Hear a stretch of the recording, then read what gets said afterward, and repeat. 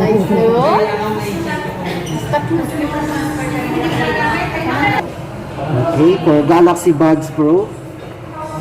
So, unboxing. Buksan natin yung ating Galaxy Buds Pro. Ayan. Galaxy Buds Pro. Wow. Sa top, nandito yung manual niya. Manual. Samsung manual.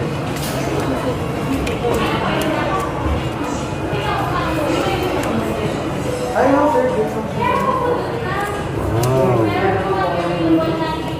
Ayan na siyang cable.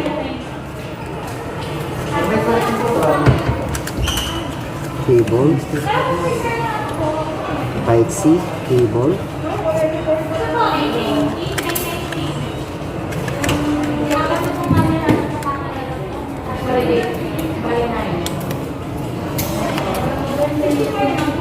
Siyempre, ang ating wow. So, ano ba yung bago sa ating Buds Pro? So guys, ang bago sa Buds Pro natin, yung ambient niya. So guys, pag ito naka-full, na nakasuot na po sa tenga natin, ano siya, kusa siyang hihina pag may kausap tayo. Halimbawa, nagpe-play tayo ng music na sobrang lakas.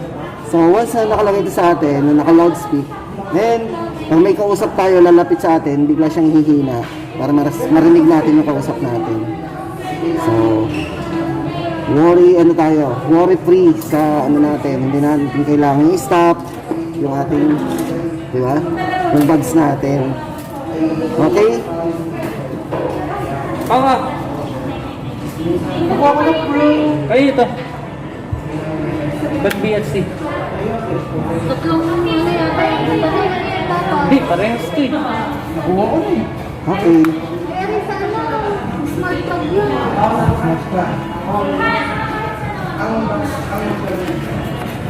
Okay.